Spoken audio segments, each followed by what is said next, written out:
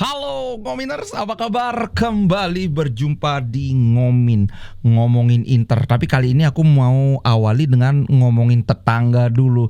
Biar inilah ya, biar walaupun ini channel ngomongin Inter, tapi kan kita perlu tahu juga sedikit tentang ini perkembangan tetangga. Karena namanya perburuan Scudetto pasti salah dua saingan kita, Juve, Milan. Kalau Napoli kayaknya iya, tapi belum ada berita yang menurutku layak diangkat tentang Napoli. Mungkin besok aku akan ada dikit ulas Napoli. Tapi tenang, ini enggak kayak mengulas profil gitu, cuma sedikit aja. Pertama ini kawan-kawan pasti senyum. Ingat nggak dulu kita ditikung sama Juventus setelah Bremer, kemudian kita ditikung soal Thiago Jallo. Sekarang kebingungan dia. Thiago Jallo mau dipinjamkan karena kan kawan-kawan tahu dia dibeli dalam keadaan dalam keadaan cedera kan. Nah ini sekarang dapat cuma kemarin kayak dekat-dekat akhir musim ya, pertandingan terakhir aja dia sempat main. Itu dirasa kurang memuaskan ya, namanya habis cedera lama kan. Nah sekarang Juventus sedang mempertimbangkan untuk meminjamkan Thiago Jallo. Siapa tahu mau dipinjamkan ke Inter, nggak tahu. Oke, berikutnya yang lebih harus lampu kuning. Akhirnya Juventus memberikan penawaran resmi pertamanya untuk Koopmeiners. Itu seharga sekitar 45 juta. Sementara permintaan dari Atalanta itu adalah di angka 60. Ya, permintaan awal 45, mungkin di sekitar 50 atau 55 deal lah ya. Apalagi Juventus tampaknya memang sangat membutuhkan si Koopmeiners ini. Dan dari Koopmeiners sendiri kabarnya dia sudah ada kesepakatan personal dengan si Juventus itu sejak bulan Mei. Jadi sekarang Juli 31 sudah dari 2 bulan lalu. Tinggal ya sekarang gimana Juventusnya dengan Atalanta. Jelas walaupun kemarin Juventus kalah 3-0 kan lawan menurutku ini bukan sesuatu hal yang bikin kita wah yes Juventus jelek. No, namanya pelatih baru datang dengan ide-ide baru, akan ada banyak perombakan di Juventus. Biasanya kan kick off itu mulai sekitar bulan pertengahan Agustus kalau nggak salah ya, kick off musim baru. Apa akhir Agustus aku lupa, nanti aku liatin. Jadi masih ada waktu sekitar 2 minggu sampai 3 minggu bagi pelatih untuk benar-benar meracik sesuai keinginannya. Kalau kita dulu sebenarnya ketika Inter ditinggal Conte terus digantikan Inzaghi, kita cukup beruntung. Karena Inzaghi itu somehow secara magic langsung ngeklop. Padahal sebenarnya sistem permainan ala Conte dan Inzaghi itu kan sangat beda banget kan. Cuman ininya aja yang sama 3-5-2. Tapi kalau kawan-kawan ngikutin Inter dari zaman Conte, zaman sekarang pasti ya setuju bahwa memang gaya mainnya beda. Kita cukup beruntung sih waktu itu tidak menemui semacam ya kayak yang dialami Juventus sekarang, kayak kagok lah, wah ini pelatih baru, ide baru. So kemudian kita lihat Milan. Ternyata Milan kan baru habis datangin Morata. Mereka berencana mendatangkan Tammy Abraham. Tammy Abraham ini adalah striker Roma yang dulunya diambil dari Chelsea. Ya benar, Chelsea. Dan itu Mourinho yang bawa. Dia salah satu striker yang di musimnya sebelum dia cedera itu cukup bersinar di Serie A di bawah asuhan Mourinho. Tapi kemudian dia cedera panjang, Roma ngambil Lukaku. Lukaku cukup bersinar walaupun kayaknya sempat cedera juga kan. Kemudian Mourinho sekarang sudah tidak di Roma lagi. Ya nasibnya kayak di limbo gitu kan, gimana. Nah katanya Milan berminat untuk ngambil Tammy Abraham. Karena kalau kawan-kawan tahu ya, sempat mengikuti Roma sedikit. Tammy Abraham ini ya memang tipikal striker number 9. Makanya ketika dia cedera, Roma ngambil Lukaku, ya cocok. Lukaku berdampingan dengan Dybala. So kalau sekarang misalnya, aku nggak tahu sih Fonseca itu kayak gimana ya, aku belum lihat. Ketika mereka menang lawan City itu aku nggak tahu bagaimana permainannya, formasinya kayak gimana. Yang jelas kalau di zaman Pioli, sama-sama botak aja. Si zamannya Pioli memang dia pakainya seringan satu striker kan, kemudian Leao di kiri, Pulisic di kanan. Nah sekarang apakah satu striker apa 2 striker? Kalau satu striker berarti kalau misalnya mereka ngambil Tammy Abraham, nah aku nggak tahu gimana bakal ini. Katanya Fonseca bagus katanya loh ya, karena habis menang lawan City kan. Karena gini, dia itu adalah proper number 9 si Tammy Abraham ini, sedangkan Morata itu lebih ke kayak striker tapi free role. Dia mungkin mirip kayak Kai Havertz, itu dia suka ke belakang jemput bola kayak Zeko lah ya, kayak Zeko di Inter. So ini menarik sih. Aku bahas Milan sedikit lagi satu kali aja. Ini ada komentar yang menarik dari Sachi. Apa yang dibutuhkan Milan untuk mengisi gap antara Milan dengan Inter? Tapi aku ambil komentar yang menarik saja. Dia bilang ini, Milan memasukkan beberapa pemain baru, tapi ini tidak cukup. Ini yang penting nih. Mereka harus menemukan gaya bermain yang cocok untuk tim dengan ide dan gaya atau style yang jelas. Peran Fonseca akan krusial. Dia orang yang harus memutuskan apa yang dilakukan di transfer window, karena dia punya tanggung jawab teknis. Ya betul, memang namanya pemain. Nah, yang ingin aku garis bawahi adalah yang di bawahnya. Selain dari pembelian pemain, Fonseca harus menemukan keseimbangan taktis ketika timnya tidak memiliki bola. Di musim lalu, lawan-lawan Milan sangat berbahaya setiap saat mereka memiliki bola. Leao ini salah satu contoh aja yang diambil. Leao adalah pemain top ketika dia memiliki bola di kakinya. Artinya in possession ya. Lebih spesifik lagi ketika dia mendribble bola. Tapi dia tidak bertahan dengan cukup. Ini defend match, maksudnya tidak banyak bertahan ketika ketika lawan menyerang. Nah, inilah mengapa Fofana akan berguna. Milan akan berada di jalur yang tepat dengan Fofana dan Pavlovic, tapi masih ada gap dengan Inter. Nah, ini menurutku memang sama. Tumen si Sachi waras ya, kalau dia ngebahas Milan agak-agak ini ya, lebih objektif ya dibandingkan bahas Inter. Tapi betul loh, dia bilang masih ada gap dengan Inter, kan secara implisit dia memuji Inter kan. Nah, soal tactical balance ini menurutku ada benarnya. Pemain-pemain kayak Leao itu beda banget dengan Martinez, di mana Lautaro Martinez itu sudah top scorer, sudah ngegol banyak. Ketika kehilangan bola pun dia rajin membantu tim, menekan dari depan. Leao gayanya aja gaya pemain terbaik dunia, tapi ketika dia nggak pegang bola ya kayak useless gitu loh. Belum lagi kalau aku lihat memang pergerakan tanpa bola Leao itu biasa-biasa saja. Makanya bener banget yang dibilang si Arrigo Sacchi ini. Satu, dia tidak banyak bantu bertahan. Yang kedua, yaitu off the ball movement dia itu kurang. Justru aku lihat malah si Pulisic yang lebih bagus, padahal kan kemarin tuh baru 1 musim dia di Milan. So sebenarnya Leao ini kayak bagus. Satu aspek ini aja yang agak kurang. Tapi biarlah, dia pemain musuh kan. Jangan sampai nanti iya benar kata Ngomin, aku harus ini. Nanti gara-gara itu Toto Leao jadi hebat banget. Bercanda ding. Oke, sekarang kita bahas Inter Milan. Tenang. Pertama soal Jaka Bijol. Ini dikompor-komporin sekali sama Inter, sama ini.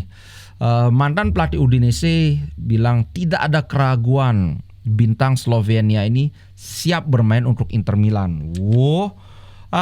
Aku sih ngeliat Jaka Bijol ini secara defensif ada di level yang sesuai dengan keperluan Inter. Cuman ketika di fase menyerangnya, ini yang masih susah untuk dinilai. Kalau kawan-kawan lihat di highlightnya Jaka Bijol, ya memang kelihatannya bagus. Kemudian komentar dari Ciovi yang mantan pelatih Udinese itu, dia bilang gini, dia itu intelijen, dia bekerja keras, dia adalah orang yang sangat positif, secara fisik sangat kuat. Kemudian karena ukurannya maksudnya tinggi badan gitu, dia tidak terlalu tidak terlalu cepat, tapi dia tidak lambat juga. Dia adalah pemain yang defensif. Nah, sehingga dia memerlukan penempatan yang sesuai konteks agar ada di penampilan terbaiknya. Maksudnya ya gini, aku lanjutin aja dulu ya. Di Inter saya melihat dia akan bermain bagus sebagai central defender di sistem back three, maksudnya ya center back di tengah kayak posisinya Acerbi dan De Vrij. Karena kalau kawan-kawan perhatikan antara Pavard, Bastoni, kemudian De Vrij, terutama De Vrij ya, yang paling jarang maju untuk nyerang itu kan ya memang center back tengah si Acerbi atau De Vrij. Paling jarang loh, bukan aku bilang jarang, tapi paling jarang di antara ketiganya. Nah, mengingat bahwa Jaka Bijol ini atribut bertahan dia yang aku lihat memang sesuai dengan yang dibutuhkan Inter, ya kayaknya kalau memang Inter ngambil Jaka Bijol ya dia nggak akan banyak ikut nyerang kecuali saat corner karena dia tinggi besar kan, tukang sundul yang cocok begitu bro. Kalau Jaka Bijol, kalau misalnya Inter ngambil Jaka Bijol aku cenderung setuju ya. Sekarang ini mungkin dia masih jadi backupnya Acerbi atau backupnya De Vrij, tapi aku ngeliat musim depan kayaknya dia bisa breakthrough. Itu tentang Jaka Bijol. Nah, sedikit ini berita bagus, 4 nama besar kembali di camp latihan Inter. Itu dari Thuram, kemudian Pavard, kemudian ada juga Dumfries, kemudian juga De Vrij. Khusus untuk De Vrij dan Dumfries, karena Thuram kan mainnya jelek di Euro, kemudian Pavard kayaknya nggak dapat dimainin deh, Pavard aku lupa. Yang kelihatan itu De Vrij itu menyingkirkan De Ligt loh. Selalu aku 2 kali nonton Belanda, 2 kali De Vrij jadi starter bersama dengan Virgil van Dijk dan mainnya bagus. So kalau begini ada kemungkinan De Vrij akan lebih sering lagi menjadi starter di musim depan. Kemudian Acerbi juga sudah mulai berlatih kan, sudah mulai sembuh lah ininya. Mungkin ini sebabnya kayak aku ngelihat Oak3 itu kayak tidak terlalu pingin Inter ngambil back baru. Kawan-kawan pasti tahu ya, ini ada lagi ini apa namanya ya, si Inzaghi kan udah nggak dapat Hermoso, kayaknya udah hampir nggak dapat dah. Inzaghi inginkan Rodriguez di Inter, tapi Oak3 tidak setuju. Rodriguez ini sudah benar-benar sekedar aja. Dia gaji cuma, aku tadi sempat lihat gaji cuma minta 1,5 juta. Dia mau 1 musim saja di Inter. So benar-benar sebagai solusi sementara kan udah pas banget. Mungkin ya dia pingin ngerasain lah main di Inter. Tapi Oak3 benar-benar enggak. Ya mungkin salah satu sebab mereka bilang enggak itu karena mereka lihat De Vrij tampil bagus di Euro, kembali seperti yang aku bilang barusan. Acerbi juga yang sangat bagus tampilnya musim lalu, sekarang udah mulai sembuh. So ngapain kan, mungkin gitu. Belum lagi kita punya, nah ini salah satu ini yang aku setuju banget dengan isi artikel ini. Pemain under 21 bintang Jerman under 21 ini tumbuh menjadi seorang wild card di Inter.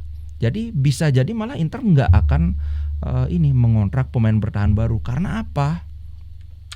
Inter kan sudah main lawan 3 ya kalau nggak salah, Lugano, Pergoletese sama terakhir Las Palmas. Ketiga-tiganya Bisek jadi starter.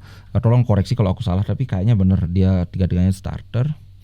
Dalam 3 pertandingan itu Bisek main bagus. Tentu saja kita harus ingat ya, ini Lugano itu kan tim antah berantah, Pergoletese juga antah berantah, Las Palmas juga antah berantah. Tapi still dia tidak menunjukkan bahwa dia itu pemain muda, pemain umur 23. Umurnya kan baru 23 tahun. Ngomong dia kapten Jerman under 21 loh. Nah di sana kelihatan nih kayak orang yang sudah. Coba deh kalau kawan-kawan lihat ini highlightnya, bagus Bisek. Nah sehingga menurut Gazeta performa Bisek di preseason mengkonfirmasi pertumbuhan dia di Inter. Dia menunjukkan bahwa dia bukanlah seorang pemain muda, melainkan pemain yang sudah dewasa. Dia ini, aku liatin aja ya, percaya diri dalam penempatan posisi dan tackle, menunjukkan judgement yang excellent, yang istimewa. Judgement itu artinya menentukan sekarang harus ngapain, itu judgementnya itu pengambilan keputusan maksudnya, dan timingnya. Kapan harus nekel, kapan harus membuntuti saja dan seperti itu. Kemudian dengan bola di kakinya, Bisek juga bisa memberi impact pada pertandingan dengan overlap dia, forward run, lari ke depan itu maksudnya terutama yaitu dengan bola di kakinya. Sehingga tidak ada keraguan bahwa Bisek akan memainkan peran penting sebagai backup utama untuk Benjamin Pavard musim depan. Nah, itu belum semuanya. La Gazzetta juga memperkirakan Bisek bisa menjadi wild card. Kalau wild card itu kayak kalau di balap ya, aku pertama kali dengar wild card itu adalah pembalap yang nggak punya nama, tahu-tahu bisa mengejutkan gitu guys. Nah, Inter saat ini mencari pemain bertahan yang bisa bermain di sisi kiri. Bisek memang dia adalah seorang kaki kanan, kaki utamanya, tapi selama dia bermain di Aarhus, dia kebanyakan bermain di sisi kiri dari posisi center back 3 itu. Gitu. Jadi sangat beralasan kalau Simone Inzaghi akan mentes Bisek di posisi itu untuk musim depan. Kalau aku ya melihat penampilan Bisek musim lalu, kalau untuk sekedar jadi cadangannya Bastoni lah kita bilang, ini sangat cukup menurutku pribadi ya. Tentunya sekali lagi seperti yang aku bilang, kalau pemain muda itu pasti ada periode naik turun ya. Sekarang main bagus, minggu depannya toro jelek. Biasa itu pemain muda. Ya memang gitu karakter pemain muda itu. Gitu bro. Kalau aku misalnya walaupun Inter seperti yang dikatakan ini tidak jadi ngambil pemain, menurutku Bisek bagus. Salah satu pemain yang berpotensi mengejutkan. Nanti aku ngomong-ngomong, nanti kita live, aku mau bahas soal Fontana Rosa juga, oke? Kemudian tacticality ini sebagai penutup tentang si Carboni. Kemarin kan aku sempat bahas bagaimana Carboni itu akan ke Marseille. Nah, ini ada 3 berita yang membahas ini. Dari segi tacticality, kemudian buyback option, ada yang menarik soal buyback option ini sih. Nah, secara taktis si De Zerbi sudah bilang bahwa dia akan dijadikan pemain menyerang, antara jadi striker atau winger. Aku nggak tahu sih De Zerbi itu gimana ininya, formasi kesukaan dia bagaimana. Tapi kalau yang sudah Carboni ini bagusnya dia sebagai striker atau sebagai winger. Kalau di Inter masalahnya kan kita pakai bukan striker, sebagai gelandang serang. Nah, di Inter itu nggak ada posisi itu, winger dan gelandang serang itu nggak ada. Nah, kawan-kawan pasti tahu ininya Inter kan, dilema yang dihadapi Inter. Kayak aku juga main FC 24, wah dapat winger baru nih, winger bagus, tapi aku nggak pakai winger formasiku. Nah, yang unik dari ininya adalah begini. Ada detail yang aku tambahkan, kawan-kawan pasti tahu ya bahwa Carboni akan dipinjamkan dengan ongkos 1 juta saja. 1 juta selama 1 musim. Dengan buyback option itu sekitar 40 juta. Artinya di akhir musim kalau Marseille cocok dengan Carboni, mereka boleh membeli Carboni 40 juta. Tapi di sisi lain Inter bisa, ternyata yang dimiliki Inter itu bukan hak buyback. Kalau buyback itu kan kalau Inter mau beli ya kapanpun Inter mau beli tinggal bayar 45 juta, 44 juta lah ya. Ternyata enggak.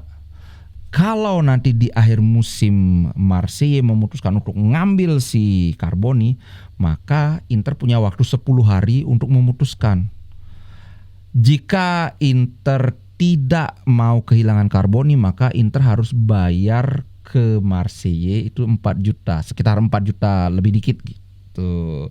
Jadi ibaratnya Marseille itu kayak 1 juta itu investasi di Carboni kan. Kalau mereka misalnya bisa mendidik Carboni dengan baik, maka mereka akan dapat untung 3 juta. Karena kan kalau misalnya Carboni main bagus, pasti mereka oh ya dah saya beli 40 juta. Terus Inter bilang oh enggak, ya udah saya mau ambil sendiri, ini tak kasih 4 juta. So sekali lagi sama seperti yang aku bilang kemarin, itu win-win solution. Marseille untung, Inter pun ibaratnya anggaplah kita punya anak didik, kita mengkursuskan anak didik kita di suatu lembaga kursus, bayar 3 juta setahun. Kayak gitu kan. Ini menarik. Cuma ternyata itu yang informasi barunya, ada waktu tenggat 10 hari. Jika Marseille memutuskan untuk saya mau beli si Carboni, ada waktu 10 hari bagi Inter untuk enggak, aku mau ambil, aku bayar nih 4 juta gitu. Atau ya udah ambil dah Carboni 40 juta. Gimana ya? Kalau dari sisi Inter sih sebenarnya seperti yang aku bilang, itu dari sisi manajemen.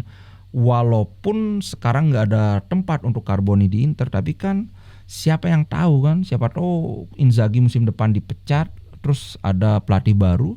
Pelatih barunya ini mungkin pakai 4-3-3, bisa masukin Carboni sebagai winger kan. Who knows?